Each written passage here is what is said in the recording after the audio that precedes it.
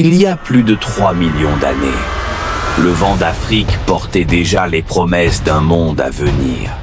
Avant les mots, avant les dieux, avant même les royaumes. La Terre n'était qu'un vaste théâtre où la vie inventait sans fin de nouvelles formes. Dans les plaines brûlantes de Lafar, un soleil doré se levait sur des silhouettes fragiles, pas encore tout à fait humaines, mais déjà debout, déjà conscientes d'exister. C'est ici que commence notre histoire, celle d'une espèce qui un jour osera regarder le ciel et se demander d'où elle vient. Parmi ces créatures, une femme s'est levée, petite, gracile et pourtant déterminée. Son nom, nous le lui donnerons bien plus tard, sera Lucie.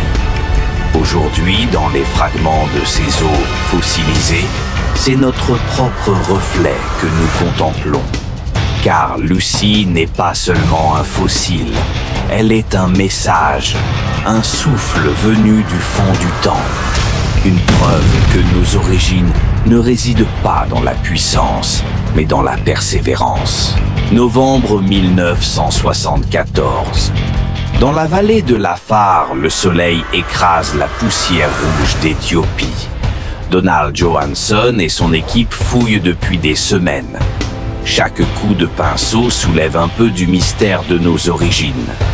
Et puis, un éclat, une mâchoire, un fémur. Peu à peu, un squelette émerge.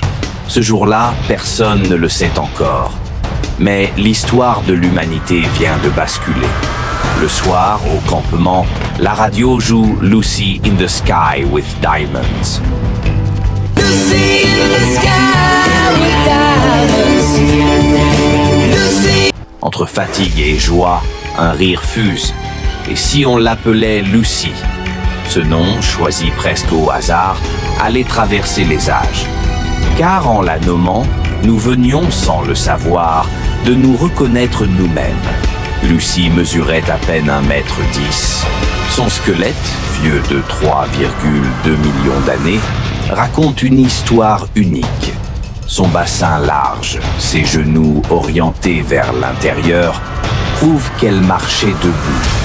Mais ses bras, longs et puissants, disent qu'elle grimpait encore aux arbres. Lucie vivait entre deux mondes, celui de la savane et celui de la forêt. Ces os ne sont pas seulement des reliques, ce sont des lettres écrites dans la pierre, adressées à ceux qui viendraient bien plus tard. Nous. Dans ses pas, il y avait déjà notre avenir. Dans ses yeux, sans doute, la première étincelle d'une pensée consciente. Lucie, la marcheuse du temps, celle qui a ouvert le chemin. Ce qui rend Lucie si précieuse, ce n'est pas son âge, c'est ce qu'elle nous renvoie.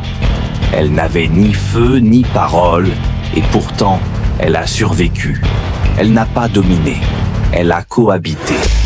En elle se trouve l'essence de ce que nous avons oublié. La simplicité, la patience, la vie en équilibre avec la terre. Lucie nous rappelle que la grandeur humaine ne vient pas de la conquête, mais du lien. Elle nous apprend que nous sommes forts, parce que nous sommes fragiles ensemble. Aujourd'hui, Lucie repose à Addis Abeba, dans un musée silencieux. Derrière la vitre, son squelette semble veiller sur notre mémoire. Et si elle pouvait parler, elle dirait peut-être « Je ne suis pas ton passé, je suis ta racine ». Lucie est la preuve que la science et la poésie racontent une seule et même histoire, celle de la vie qui persiste, qui tombe, se relève et continue de marcher. 3 millions d'années plus tard, elle marche encore en nous. L'histoire de Lucie n'est pas celle d'un fossile, c'est celle d'une mémoire, celle de la Terre elle-même. Chaque être vivant est un témoin, un maillon de cette grande chaîne du vivant.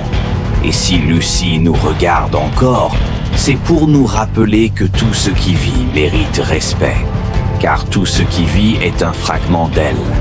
Souviens-toi d'où tu viens, et tu sauras enfin où tu vas.